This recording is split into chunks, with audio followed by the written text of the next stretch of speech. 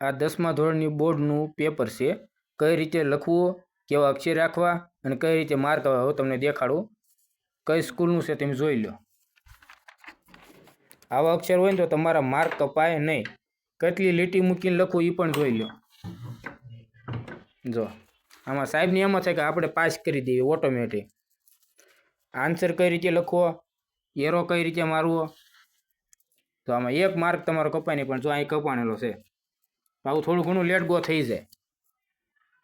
અક્ષર તમારા સારા હોય ને તો આમ જો 2માંથી 2 માર્ક નહીં, સાહેબને મૂકો, કાંઈ વિચાર ન કરવો પડે. તમે જુઓ પેપર જુઓ ખાલી. આ તફાવત છે પણ કઈ રીતે લખ્યો જુઓ.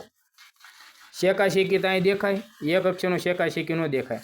ને આવી રીતે તમે જો બોર્ડમાં જ્યાં લખ્યું હોય જુઓ, આકૃતિ તમે જુઓ, આમાં કાંઈ પણ ભૂલ દેખાય, શેકા શેકી દેખાય નહીં. ક્રમ કઈ રીતે લખો, આન્સર કઈ રીતે લખો એ તમે જુઓ, અને કઈ રીતે સમજાવવું એ તમે જો ખાસ કરીને જુઓ. આ રીતે સમજાવવાનું. બીજા આન્સર નહોતું પણ એ રીતે શીખવાડવાનું. જુઓ ભલે પેન્સિલથી લખ્યું પણ તોય શેકા શેકી દેખાય. આકૃતિ તમે જુઓ.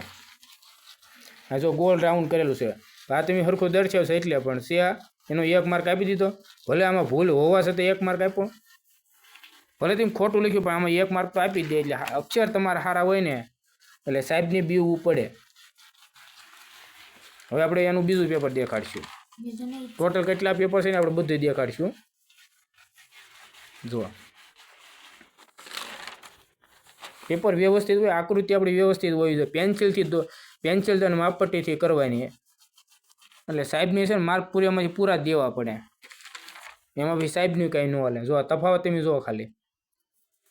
આપણો વિડીયો ભલે લાંબો થાય, તમે આકૃતિ જુઓ. એમાં ત્યાં કેસા કેસી દેખાય જુઓ. અને સાહેબને છે ને પૂરામાંથી પૂરા દીધા, 4માંથી 4. ક્યાં જાય સાહેબે તે સાહેબને દેવા પડે. પછી